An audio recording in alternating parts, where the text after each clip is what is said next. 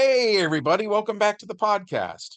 You're listening to the longest running superhero role playing game on Earth. I'm your host, the Game Master, and today we're talking about Thanos versus the Avengers. But before we get into it, smash like, make sure you're subscribed, ring the bell, and leave a comment. We've got an awesome community here, and it's all thanks to you guys. Thank you so much for being here. With all that said, let's dive in. The prologue to this one takes place in 1983. At this point in our story, the original Thor fell to Darkseid in the early 70s and was replaced by Roger Red Norvell, who we called the Red Thor. And about a year before this adventure takes place, Captain Marvel of the Kree died. Carol Danvers, aka Ms. Marvel, tried to carry on his heroic legacy, but she was attacked by the Brotherhood of Evil Mutants, and the mutant known as Rogue tried to absorb Carol's memories temporarily. But something went wrong, and Carol wound up in a coma. Now, Monica Rambeau has begun going by the name Captain Marvel, and an alien named Beta Ray Bill has begun to accompany Roger Norvell on his many adventures. Which brings us to the main plot of today's game session. Thanos travels to Earth where he's searching for the Infinity Gems. He's been searching for years now, and his inability to find them means he grows more impatient with each passing year. And he's not using stealth anymore. So the damage that he causes while searching gets the attention of the Avengers. By the way, the Avengers currently consists of Beta Ray Bill, Captain America, who is, of course, Steve Rogers, Captain Marvel, who's Monica Rambeau, Iron Man 2, who is James Rhodey Rhodes, Scarlet Witch is Wanda, She-Hulk is Jen, Thor 2 is Roger Norvell. The Vision goes by the name Victor Shade these days, and the Wasp is, of course, Jan, him. So when the alert sounds, the Scarlet Witch and Red leave their twin children at home, which they're married, they have multiple kids, and they leave their kids with Bova, who is a female anthropomorphic cow that was created by the High Evolutionary.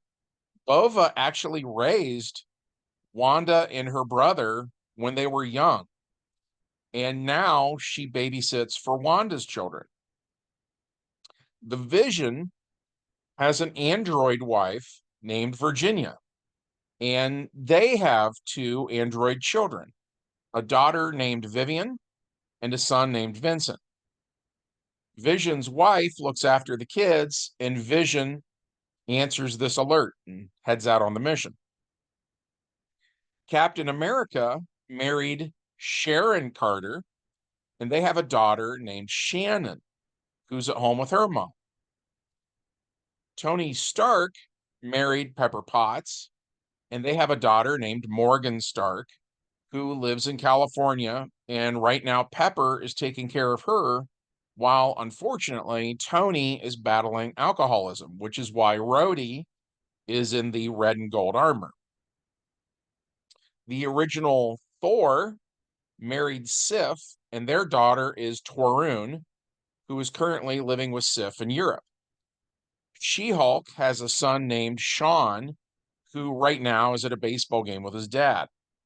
While the original Ant-Man and his wife, the Wasp, have a daughter named Hope Pym, who's currently at home with her father. Anyway, so the Avengers are assembled, and once they all suit up, they take a Quinjet to the scene of the crime. And as soon as Thanos sees Roger Norvell, he recognizes him, and he bellows, You had it last. Where is it? The Red Thor is taken off guard and says he doesn't know what Thanos is talking about. So Thanos yells, You lie. And he attacks Red Thor because he thinks Red Thor is the guy who had the Infinity Gems. Thanos rolls the dice, and right off the bat, he gets double nines, then an 8 and a 9 for a grand total of 35, which is 7 column shifts. So Red Thor takes 6 points of damage. Red Thor goes needing only a 7 or better to hit, but he rolls a 4 and a 1, so he misses. As an automatic action, Red Thor realizes that he looks like the guy who used to have the Infinity Gauntlet, but he tells Thanos he's got the wrong guy. And by the way, before we get too far into this, we were using um hexagonal terrain called Heroscape for our hex map. And we also were using HeroClix to play this adventure. And for those who don't know what a hex map looks like, if you were looking down from the top, it kind of looks like a honeycomb pattern where it's a bunch of hexagons, right? And they're interlocking. And Heroscape was really cool because they would come with these plastic hexagonal tiles, and you could stack them to different heights. And that way you could have like hills and streams and stuff like that. It was very cool. And it kind of went out of business a few years ago. And so it was on clearance, like it was at my local Ollie's for really cheap. And I have like tubs and tubs and tubs of this Heroscape stuff. It is awesome for gaming. At any rate, and then as for HeroClix, it's actually supposed to be its own game. It's little plastic miniatures of DC and Marvel characters. But we don't play the HeroClix game itself. We just collect HeroClix to use as miniatures for when we play DC heroes or Marvel superheroes. At any rate, so we put Thanos in the very center of the hex map, right? And his hex was touching the hex that Red Thor is standing on. And I mentioned this because it means that to attack in melee combat, there are then 6 hexagons that touch your hexagon, right? Since they're all interlocking. And so the only heroes who can attack are the ones who are standing in the hexagon that is touching the one the villain is standing in. Does that make sense? As always, if it doesn't make sense, ask me in the comments and I'll try to word it a little different and I'll try to explain it better. It's kind of hard to explain Heroscape when you're not looking at it. At any rate, so yeah, so Thanos is in one hex, and then the next hex next to him, right in front of him, is Red Thor, right? So the next character who goes is Vision. So he flies over, and then he stands in a hex that touches the space that Thanos is in. And Vision activates his density increase and power reserve, which raises his strength and body both to a 12, and then he attacks. Unfortunately, he needs to roll an 18 or better on 2 10-sided dice, and he rolls an 8 and a 4, which is a miss. And getting there was an automatic action. So that's the end of his turn. Next up is She-Hulk, who rolls an 8 and a 2, which is a miss. Now it's Iron Man 2, aka Rhodey, who rolls a 9 and a 10, which hits, but does no damage because Thanos has a body of 12 and skin armor in the 11 to 12 AP range as well. So that's a 24 that he's defending with. So that's why throughout this game session, you're going to hear a lot of people attack Thanos and it doesn't hurt him at all. Next up is Captain Marvel, aka Monica Rambeau, who can turn into a being of pure energy. We represented that with the flame being power, and we just specified what kind of energy it was under the bonuses and limitations section on our character sheet. Anyway, so the energy does 12 APs of damage, and she rolls a 5 and a 7, which isn't enough to get through that massive skin armor that Thanos has. And then finally, we've got Beta Ray Bill, who moves into the last available spot, touching the hexagon that Thanos is standing in.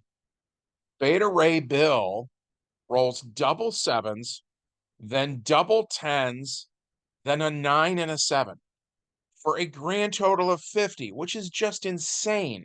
That's 9 column shifts. So he does 10 points of damage, leaving Thanos with only 2 hit points left. And now that everybody's gone, it's Thanos' turn again.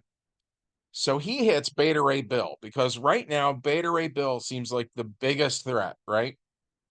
Thanos needed a 7 or better to hit. He rolls a 9 and a 3, and he actually takes Bill down to a body of -2.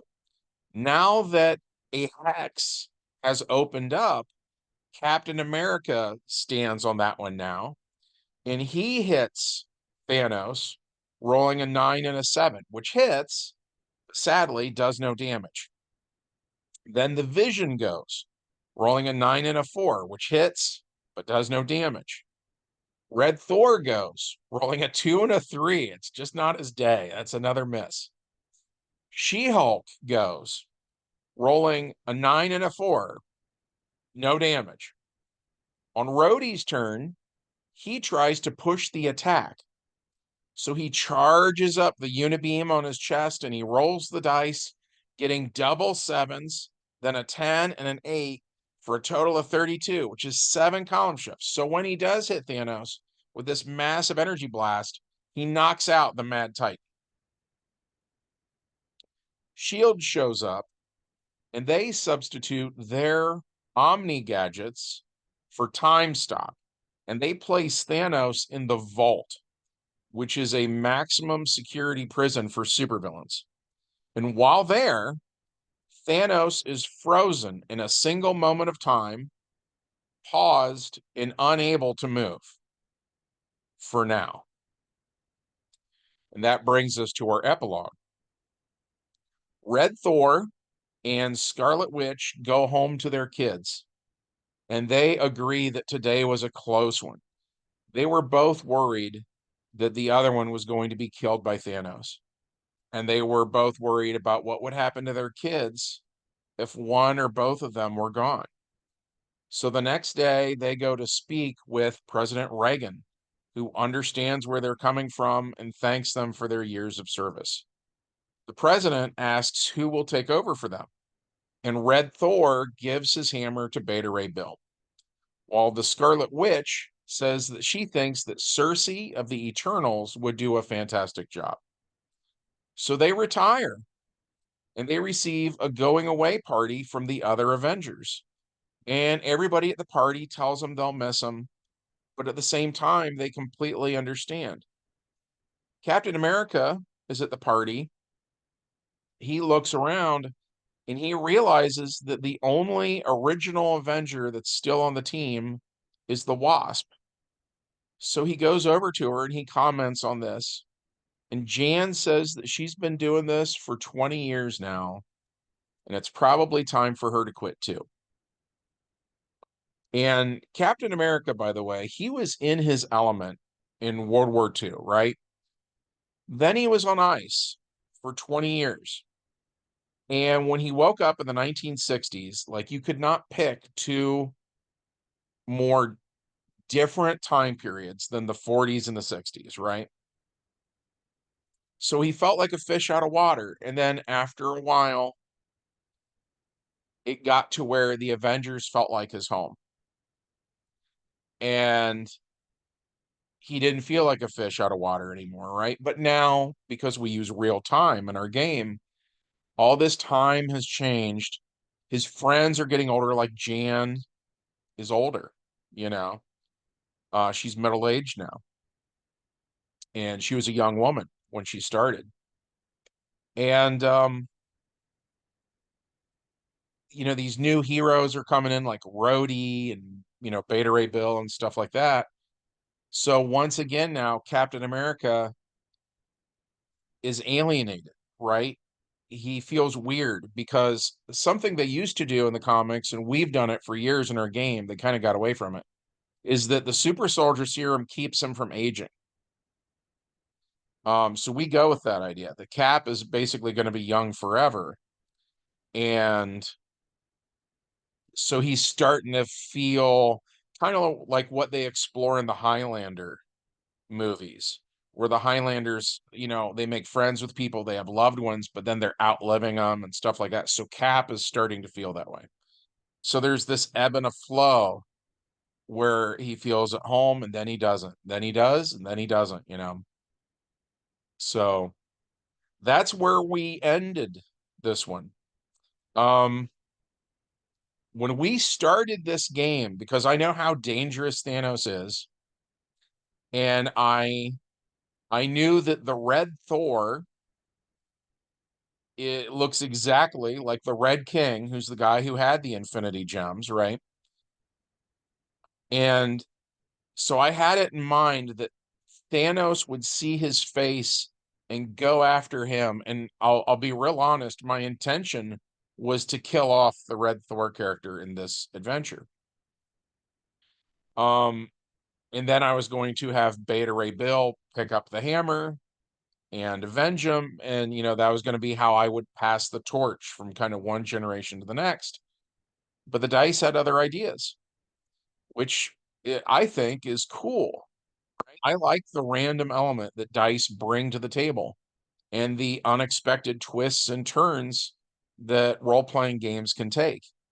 Admittedly, kind of my signature style is to kill off characters when a new generation comes around. You know what I mean?